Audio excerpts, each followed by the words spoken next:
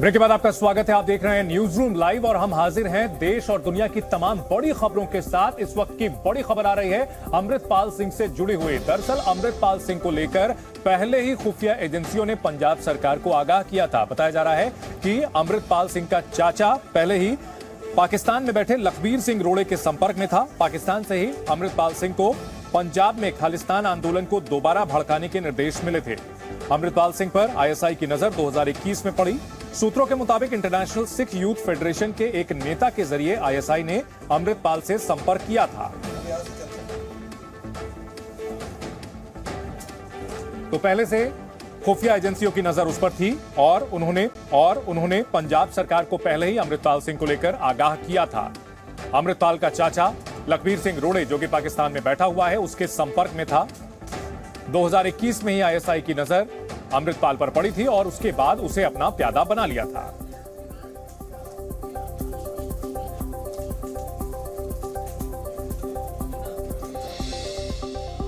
और इस वक्त की एक और बड़ी खबर आपको बता दें कि अमृतपाल सिंह को कभी भी गिरफ्तार किया जा सकता है। 8 राज्यों की पुलिस उसकी तलाश में लगी हुई है। यह भी खबर आ रही है कि अमृतपाल सिंह भारत में ही कहीं छिपा हुआ हो सकता है। उसकी तलाश में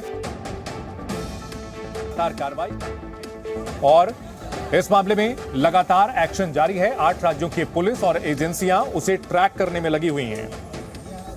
19 से 20 मार्च के बीच हरियाणा में ही उसके रुकने की खबर आ रही है। अमृतपाल की आखिरी लोकेशन को ट्रेस कर लिया गया है और जो खबर आ रही है सूत्रों के हवाले से, जल्द ही उसे कानून के शिकंजे में दबोच लिया जाएगा। अमृतपाल सिंह जो कि फिलहाल फरार है। 8 राज्यों की पुलिस और एजेंसियां उसकी तलाश में लगी हुई हैं। उसकी लास्ट लोकेशन ट्रेस कर ली गई है।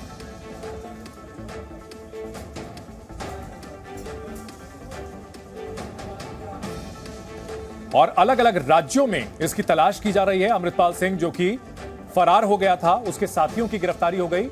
हिमाचल प्रदेश, पंजाब, उत्तराखंड, हरियाणा, दिल्ली समेत महाराष्ट्र और उत्तर प्रदेश में अलग अलग जगहों पर उसे ट्रेस किया जा रहा है। उसके मददगारों पर भी नजर रखी जा रही है।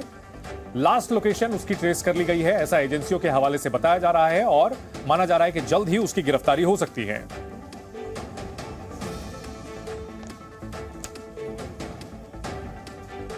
और इस वक्त की एक और बड़ी खबर आपको बता दें कि 19 से 20 मार्च को हरियाणा में ठहरा था अमृतपाल और एक महिला को इस सिलसिले में हिरासत में लिया गया है। महिला को हरियाणा के शाहबाद से हिरासत में लिया गया है। 19-20 मार्च को अमृतपाल यहीं पर ठहरा था और इस महिला को हिरासत में लिया गया है। उससे पूछताछ की जा रही है। अमृतपाल सिंह जो कि फरार है, भागने में कामयाब रहा, लेकिन उसकी गिरफ्तारी के लिए लगातार धरपकड़ जारी है।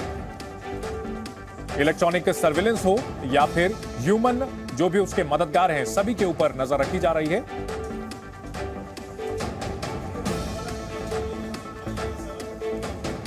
अमृतपाल सिंह जो कि खालिस्तान समर्थक है, देश में आईएसआई के इशारे पर अस्थिरता फैलाने की कोशिश कर रहा था। अपनी निजी आर्मी बनाने की तैयारी कर रहा था। एकेएफ के नाम से आर्मी बनाने की तैयारी कर रहा था, लेकिन अब भागा भागा फिर रहा है। पहले प्रशासन को, पुलिस को धमकाता था, लेकिन अब उसी प्रशासन और पुलिस से भागता फिर रहा है अमृतपाल।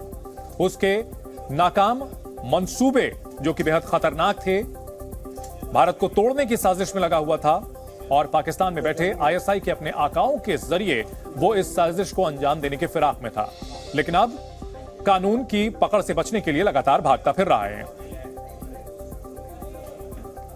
20 मार्च को हैप्पीनेस डे के मौके पर एक हैप्पीनेस रिपोर्ट जारी की गई, जिसमें फिनलैंड एक बार फिर से लगातार 6ठे साल टॉप पर रहा है। और एक छोटा सा देश क्यों आखिरकार इस तरह से लगातार खुशी के इंडेक्स में टॉप पर बना हुआ है, उसके लिए उसकी राजदूत रित्वा कोकू ने जी न्यूज से बातचीत की है और बताया है उन फैक्टर्स के बारे में जो कि उनके देश को खुशहाल बनाता है। आप भी देखिए बातचीत।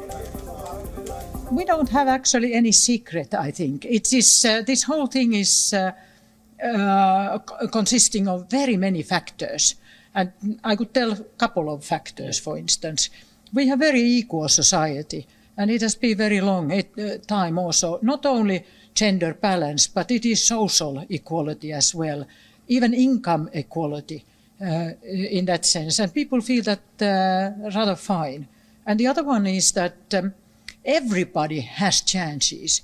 We have free free quality education. One of the things I think also that we have a big country geographically, only 5.6 million inhabitants. So we have enormous beautiful nature, and we are somehow very much attached with the nature, and our climate is, our air is very, very poor.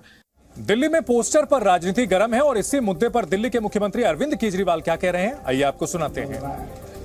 कह रहे थे मैं भ्रष्टाचार के खिलाफ लड़ूंगा, ये कोई भ्रष्टाचार के खिलाफ लड़ रहे हैं? तो पूरे देश में एक राज्य के अंदर 8 एमएलए इन्होंने ईडी सीबीआई भेज के छापे मारे, उनको सारों को अपनी पार्टी में शामिल करा लिया। एक और राज्य के अंदर 20 एमएलए उन्होंने अपनी पार्टी में शामिल करा लिए। तो प्रधानमंत्री जी का मैसेज साफ है। मोदी जी कह रहे हैं मेरे को भ्रष्टाचार से परहेज नहीं है, करो भ्रष्टाचार, खूब भ्रष्टाचार करो, लेकिन मेरी पार्टी में आके करो, बाहर रह के नहीं करके दूंगा। दूसरी पार्टी में भ्रष्टाचार नहीं चलेगा, जो भ्रष्टाचार करना है मेरी पार्टी में आके भ्रष्टाचार करो। बीजेपी में जितना भ्रष्टाचार करो खुली छूट है, कोई ईडी नहीं, कोई सीबीआई नहीं, खुलेआम भ्रष्टाचार करो। ये भ्रष्टाचार से लड़ाई करेंगे। इनके एक नेता हैं कर्नाटक में, उनके घर पे रेड हो गई, पता नहीं कैसे हो गई, मेरे को तो यही नहीं समझ आ रहा वो पहुंच कैसे गए। उसके घर रेड में उसे उम्मीद ही नहीं थी रेड होगी। 8 करोड़